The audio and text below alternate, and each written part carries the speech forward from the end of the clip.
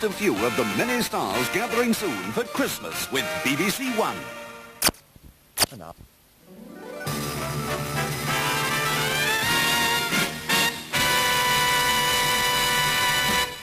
Ladies and gentlemen, welcome to Rising Stars.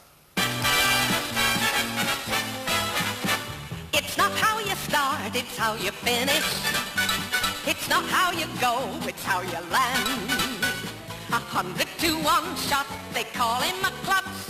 Can outrun the favorite, all he needs is the guts. Your final return will not diminish, and you can be the cream of the crop. It's not where you start, it's where you finish, and you're gonna finish on top. There's The Godfather with Marlon Brando. The rest of the world, in a month from now, there's Hollywood big shots going to give you what you want. Certainly, if they start shooting in a week. I'm going to make them an offer again. Nashville is a kaleidoscopic vision of the events surrounding a country and western festival. I'm Opal. I'm from the BBC, and I'm doing a documentary on Nashville. You know I don't allow no people visiting when I'm recording. Yes. A season of Fred Astaire classics includes Funny Face with Audrey Hepburn. What's wrong with bringing out a girl who has character, spirit, and intelligence? That certainly would be novel in a fashion magazine. Walter Matthau stars in A New Leaf. How I long to hear another voice, a man's arms. And with Jack Lemmon in a newspaper story, The Front Page. Mr. Burns, I wouldn't cover The Last Supper for you. Some films...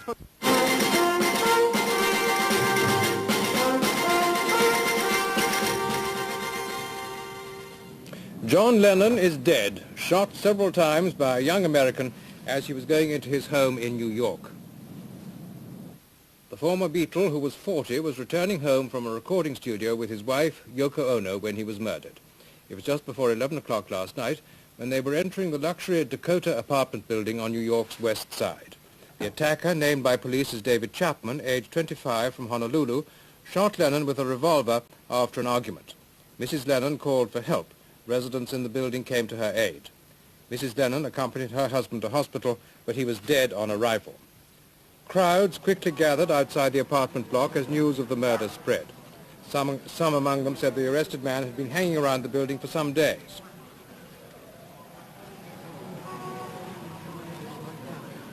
Police said the gunman had got John Lennon's autograph earlier in the evening.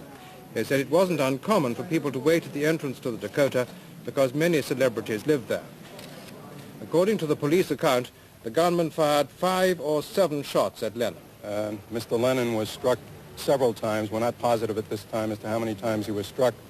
He went up the stairs. There are 5 steps that lead up into the watchman's area of the Dakota.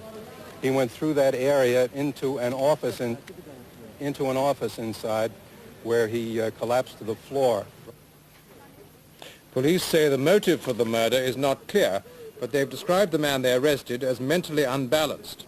A police car took Lennon to the Roosevelt Hospital, where doctors said he'd been hit several times. He was dead by the time he arrived. Lennon's body was taken from the hospital for police examination, and a search was being made of the suspect's room at a block in another part of the city. All night, crowds, many of them weeping, waited outside Lennon's home, showing the reverence in which the founder of the Beatles was held by more than one generation. John Lennon's songwriting partner, Paul McCartney, says he can't yet take in the news of his death. He said John will be missed by the whole world. George Harrison also said he was deeply shocked at the news. And Ringo Starr, who was on holiday when told of his death, has flown to America and says he's extremely shocked. Anger at John Lennon's murder was expressed by George Martin, the man who worked with him as producer of most of the Beatles' records. He was asked by Gavin Hewitt how he saw John Lennon's contribution to the group. He was very much one of the fundamental parts of it. He and Paul, of course, wrote most of the music. And the Beatles were a unique quartet because they each contributed a great deal to each other, and the 4 of them became larger than the individual parts. They were a tremendous team, and John was very much part of that team and a very creative member of that team. His astringency lent a great deal to the sweetness of Paul, and it was an incredible combination. What sort of musician was he? Well, by the standards of great musicians, he wasn't a great musician, but he was a great man. I mean, he was one of the originals of this century, no question about it.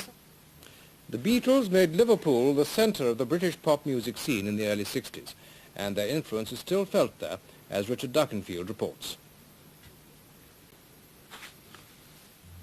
Liverpool's Cavern Club was the cradle of Beatlemania 20 years ago.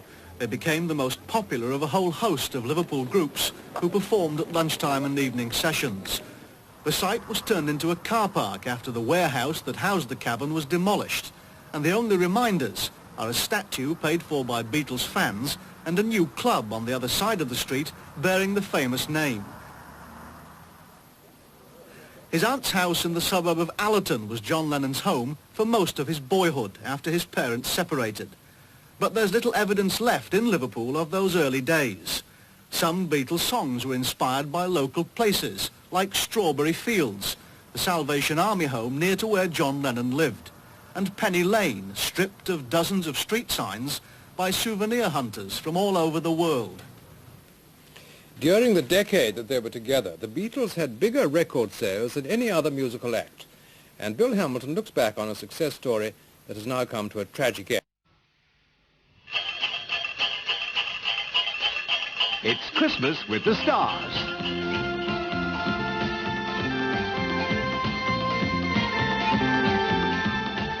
It's Christmas with the children.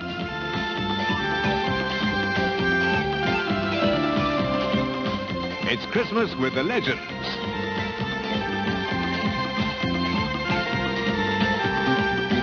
It's Christmas with friends.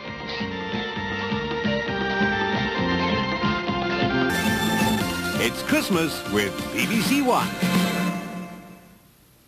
Country and Western star Dolly Parton on tour. And on BBC One in a minute, a strange encounter between the Goodies and a beanstalk.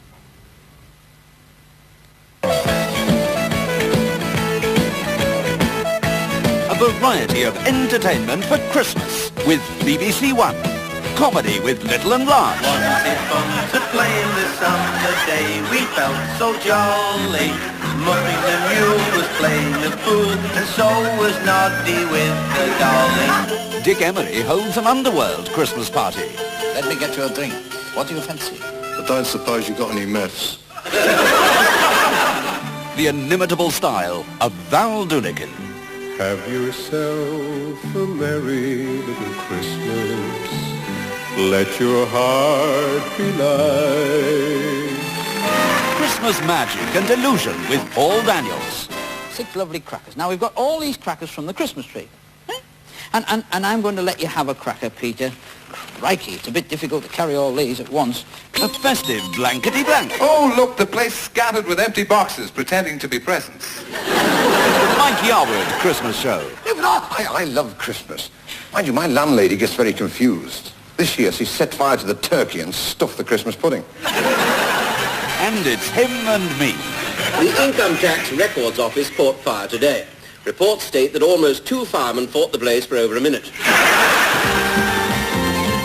Entertainment for Christmas with BBC One. It's a star-filled Christmas and New Year edition of Radio Times. There's a special feature on Brian Forbes, who's written and directed his first television film. Radio Times also talks to that lovable rogue, Walter Matthau. Sabu stars in Jungle Book. John Alderton plays James Herriot, Cliff Mitchell-Moore puts the questions, and Nanette Newman is Jessie. There's Val Doonican on Christmas Eve and Mike Yarwood on Christmas Day. And the best in feature films. Radio Times meets Christmas stars Les Dawson, Paul Daniels, and Mike Yarwood. Join BBC Television's party of entertainment and have a Merry Christmas with the special Christmas and New Year edition of Radio Times.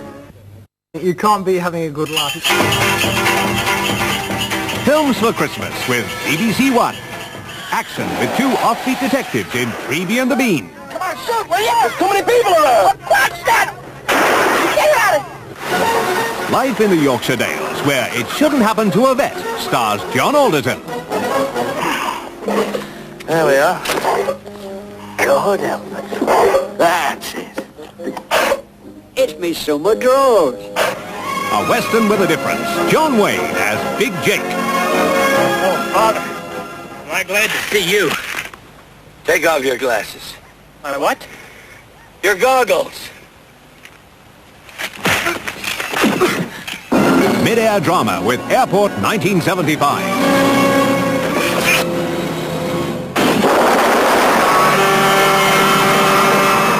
And tension on the top floor in the towering inferno. Hey! Some exciting films for Christmas from ITV. On Christmas